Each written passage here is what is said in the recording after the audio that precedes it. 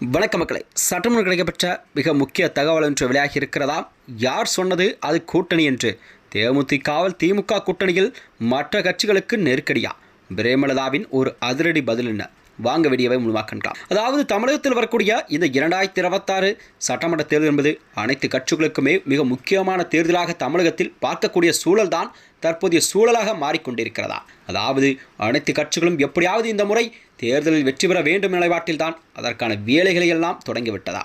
அதாவது தனது கூட்டணி கட்சிகளுக்கான தொகுதி பங்கீடு மற்றும் பேச்சுவார்த்தை என்பது மிக தீவிரமான நிலையில்தான் அதை ஆலோசித்துக் கொண்டிருக்கிறதா?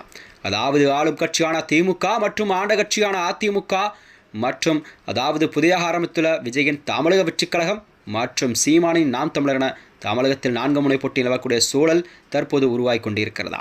இந்த வகையில்தான் திமுக கூட்டணியிலே தேமுதிக இணைந்து குறித்த ஒரு யூகம்தான் முற்றுப்புள்ளி வைக்கும் விதமாக அக்கட்சியின் பொய்ச்சலான பிரேமலதா விஜயகாந்த் அவர்கள் ஒரு விரிவான விளக்கத்தை கொடுத்திருக்கிறாரா? அதாவது வர இருக்கும் மக்களவைத் தேர்தலில் தேமுதிகவின் நிலைப்பாடு குறித்து பேசிய அவர், தங்கள் கட்சி தற்போது வரைக்கும் எந்த கூட்டணியிலும் ஒரு அதிகாரப்பூர்வமாக இணையவில்லை என்றும், தொகுதி பங்கீடு மற்றும் கட்சியின் கொள்கைகளுக்கு உடன்பட்டு கட்சிகளுடைய கூட்டணி அமையும் என்றும் தெரிவித்திருக்கிறார். மேலும் திமுக கூட்டணியில் தேமுதிக சேரப்போவதாக வெளியாகும் தகவல் வெறும் வதந்திகளே என்றும், முறைப்படியான பேச்சுவார்த்தை முடிந்த பின்னரே இறுதி முடிவு அறிவிக்கப்படும் என்றும் அவர் தெளிவுபடுத்தியிருக்கிறார்.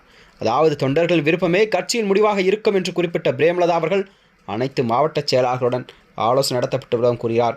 இந்நிலையில் தான் விஜயகாந்த் மறைவுக்கு பிறகு தேமுதிக சந்திக்கும் முதல் தேர்தல் என்பதால் கண்டிப்பாக தேமுதிகவிற்கு இந்த தேர்தல் ஒரு வாழ்வாசமா என்ற மனநிலையில் தான் பார்க்கப்பட்டு வருகிறதா? கூட்டணியை பொறுத்தவரை தங்களுக்கு சாதகமாக சூழல் எங்கு இருக்கிறதோ அங்கேதான் தேமுதிக களம் காணும் என்பதை அவர் ஒரு திட்டவட்டமாக அறிவிப்பு என்று வெளியிட்டிருக்கிறார். அது மட்டுமின்றி அவர் கூறியதாவது, வருகின்ற 2026 சட்டமன்ற தேர்தல் என்பது கண்டிப்பாக தேமுதிகவிற்கு இது ஒரு முக்கிய தேர்தலாக பார்க்கப்படும் என்று கூறியிருக்கிறார். அதனிடையில் தான் தொண்டர்கள் விரும்பும் கூட்டணி தான் தமிழகத்தில் கண்டிப்பாக நாங்கள் வைத்திருக்கும் கூட்டணி ஆட்சி அமைக்கும் என்று நிலையை சரியாக உறுதிப்படுத்தி பேசியிருக்கிறார் அக்கட்சியின் பொய்ச்சலான பிரேமலதா விஜயகாந்த் அவர்கள்.